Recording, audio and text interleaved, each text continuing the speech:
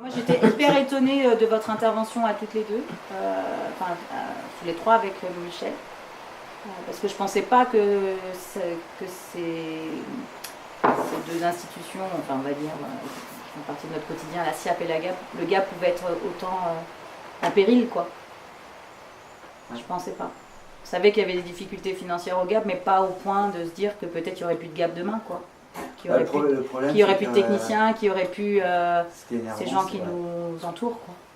Il y a vraiment besoin. Et puis ce qui est énervant, c'est que ça fait des années qu'ils perdent leur énergie à chercher à trouver des fonds. C'est ça qui est terrible. En ce temps-là, ils ne bossent pas. Enfin, ils bossent pas sur ce qu'ils devraient pouvoir faire et être efficients.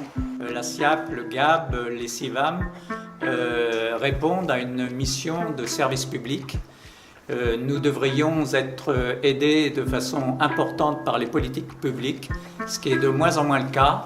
On a les gens qui peuvent nous donner des conseils spécifiques, venir chez nous, nous aider, nous, dans notre plan concret, chez nous, sur ce que la bio peut être chez nous, quoi.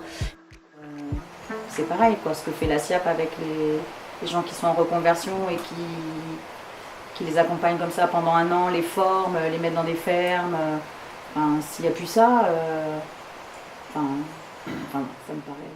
Parce que ça nous apporte des conseils, parce que ça nous apporte un échange. C'est du lien social, on se regroupe entre agriculteurs, on partage, on découvre ensemble, on se plante ensemble.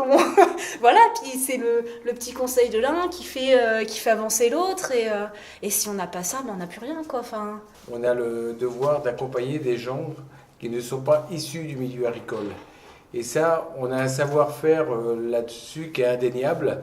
Et nous devons être, par ce fait, complémentaires des dispositifs que proposent les chambres d'agriculture. Faire en sorte que les élus de nos territoires soient vraiment sensibles et motivés à ces causes qui sont pas minimes, quoi, hyper importantes. Du fenouil. On a fait un essai de salade sans paillage ici pour voir comment elle se comporte.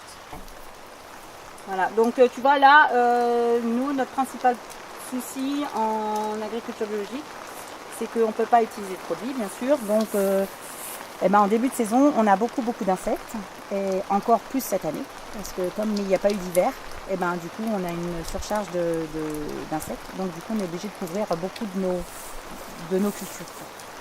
Nous, dans nos structures, on court un peu après ces financements publics qui sont là, mais qui sont non seulement insuffisants aujourd'hui face aux enjeux et à la demande qu'il y a qui est énorme. Le problème, c'est qu'ils ont des délais de paiement très longs et nous ne sommes pas des structures qui faisons des bénéfices. Du coup, nous n'avons pas de petits coussins confortables pour passer ces mois.